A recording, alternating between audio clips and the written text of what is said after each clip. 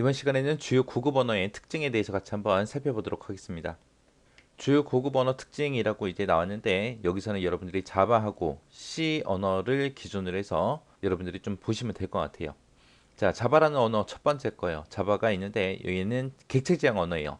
여기서 이제 객체라는 말이 뭐냐? 객체라는 말은 데이터와 데이터를 처리하는 함수 같은 것들을 묶어 놓은 걸 보고 우리는 객체라고 합니다. 쉽게 좀 비유를 하자면 엑셀에 보게 되면 함수들이 엄청나게 많죠. 거기 보면은 이제 뭐 표준 편차다, 분산이다 해서 그런 것도 이제 계산할 수 있는 함수가 따로 있는데 그런 함수가 없다고 생각해 보세요. 그럼 내가 그런 거를 구하기 위해서 열심히 공식을 내가 직접 다 입력을 해야 돼요. 근데 그런 함수가 있기 때문에 우리가 편하게 쓸 수 있는 거잖아요. 그죠? 그런 게 이제 객체다라고 그렇게 생각을 하시면 됩니다. 이 자바라는 언어는 분산 네트워크 환경에 이제 적용이 가능하고요. 멀티 스레드라는 기능을 제공해요. 그래서 여러 가지 작업을 동시에 처리할 수 있게 그렇게 되어 있습니다. 그리고 얘는 운영체제나 하드웨어 이런 거에 독립적이다라고 돼 있죠. 그래서 운영체제가 됐든 하드웨어가 됐든 크게 영향을 받지 않아요. 어떤 운영체제를 쓰든 하드웨어를 어떤 걸 쓰든 크게 영향을 받지 않기 때문에 독립적이고 이익성이 되게 강해요.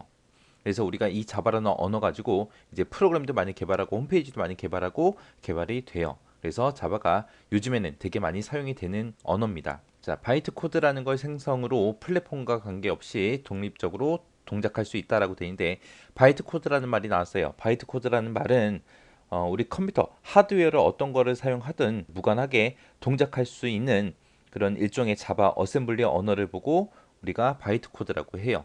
얘를 이제 번역을 할 때 이제 자바를 컴파일하게 되면 이 바이트 코드라는 게 생성이 됩니다. 그래서 어떤 플랫폼을 사용하든 관계없이 독립적으로 동작할 수 있기 때문에 우리가 자바라는 걸 쓰는 거예요.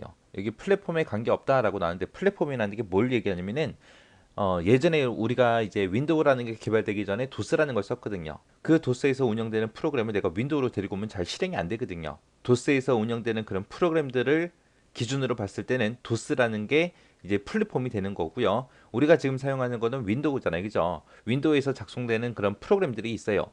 그런 프로그램들 기준으로 봤을 때는 우리 윈도우가 플랫폼인 거예요. 그래서 플랫폼이라는 말은 프로그램이 어떤 프로그램이 실행될 수 있는 그런 기초적인 컴퓨터 시스템을 보고 우리가 플랫폼이라고 합니다. 그래서 뭘 사용하든 간에 관계없이 독립적으로 동작할 수 있어서 자바라는 게 널리 사용되고 있습니다. 우리 인터넷 홈페이지 같은 경우도 내가 컴퓨터에서도 볼 수 있지만 우리 핸드폰에서도 볼 수 있잖아요. 그죠?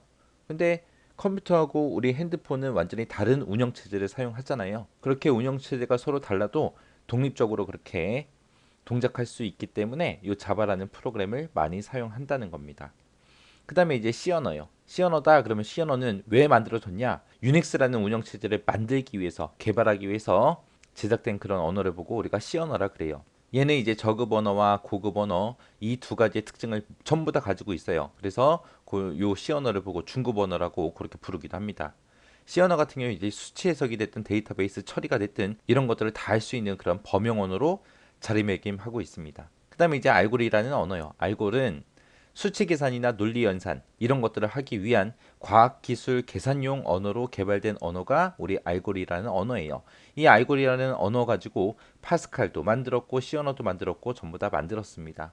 베이직이라는 언어요. 베이직이라는 언어는 초보자도 쉽게 사용할 수 있게 그렇게 만들어진 언어를 보고 베이직이라고 하는데 얘는 대화형 언어예요. 그래서 지금 이 페이지에서는 여러분들이 자바하고 C 특징 꼭 기억하세요.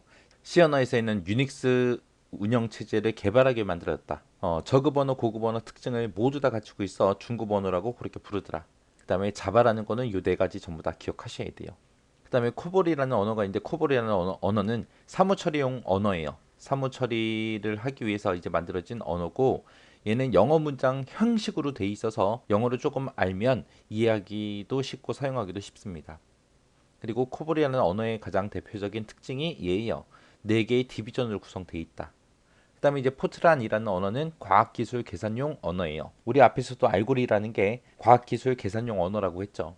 수학이 됐던 공학 분야에서 공식이나 수식 같은 것들 그런 형태로 프로그래밍을 할 수 있습니다. 그 다음에 이제 리스프라는 언어요. 얘는 인공지능 분야에서 사용되는 언어예요. 인공지능용 언어를 보고 우리는 리스프라고 합니다. 자료 구조 자체가 연결 리스트 구조를 가지고 있고 재기 호출을 많이 사용해요. 재기 호출이다 그러면 이제 함수가 자신을 호출하는 걸 보고 재기 호출이라고 하거든요. 그런 거를 많이 사용하는 게 리스프라는 I입니다. 그래서 C++이다 라고 하게 되면 C++은 C 언어를 가지고 이제 만들어 놓은 거예요. C 언어에다가 객체 지향 개념을 합쳐 놓은 거, 합쳐서 만들어 놓은 언어가 C++이라는 언어예요. 얘는 모든 문제를 객체로 모델링해서 그렇게 표현을 합니다. 그래서 여기서는 이제 중요한 게 코볼이 사무 처리용 언어다. 그리고 4개의 디비전으로 구성되어 있다. 포트라는 과학기술 계산용 언어다.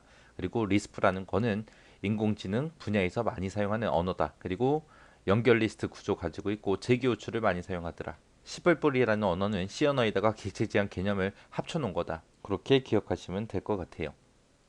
객체 지향 언어다. 그러면 객체 지향 언어는 동작보다는 객체, 논리보다는 자료를 바탕으로 구성된 그런 언어를 보고 객체 지향 언어라 그래요. 종류에는 뭐 스멜토크라는 것도 있고 C++도 있고 자바도 있고 이렇게 여러 가지가 있습니다. 자, 객체 지향 언어 같은 경우는 이제 시스템의 확장성이 높아요. 높고 정보 분배가 용이합니다.